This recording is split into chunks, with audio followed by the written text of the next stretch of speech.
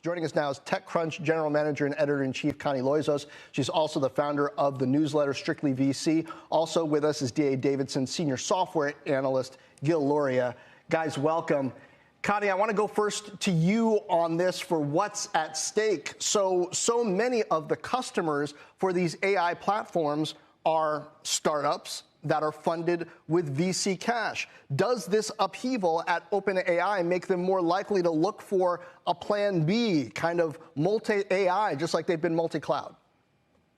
I think so. I mean, obviously customers are very, very nervous right now. It reminds me a little bit of Silicon Valley Bank, to be honest, back in March. Whoa. A lot of really loyal customers who didn't want to sort of help speed the company's demise, but at the same time, they had to be careful of their own, assets and concerns. So I think right now we have a lot of customers who've been building on OpenAI who are thinking, is this company going to exist in another few days?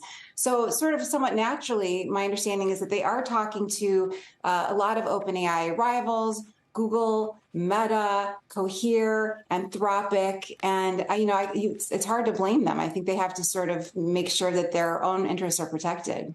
Gil, that makes it clear why Satya Nadella is working so hard to perhaps get Sam Altman back in the Microsoft fold, either as an employee. We'll see if he ends up back at OpenAI. There's still some word that could happen.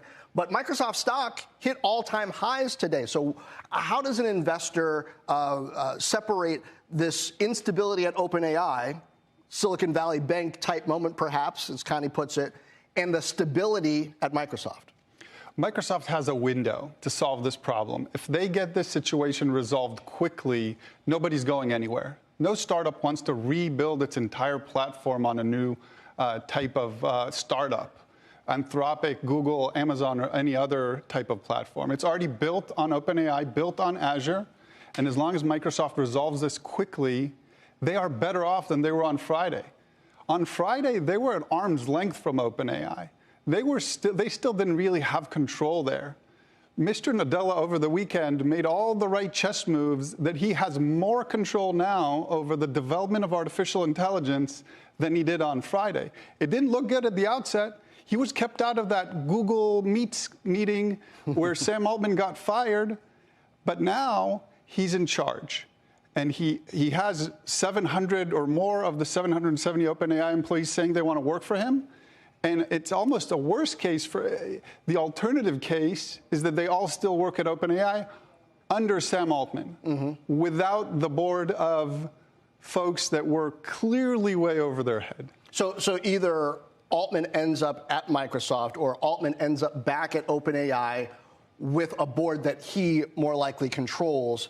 But Connie, in a way, isn't that a danger here? Because it's one thing if you were an OpenAI customer and you were the customer of a startup that purports to be, a philanthropy, a nonprofit. Maybe you're not as afraid of vendor lock-in. If all of a sudden Microsoft either owns OpenAI or has control, are you afraid of getting locked in with a major platform? Are you even more likely to want to have a plan B?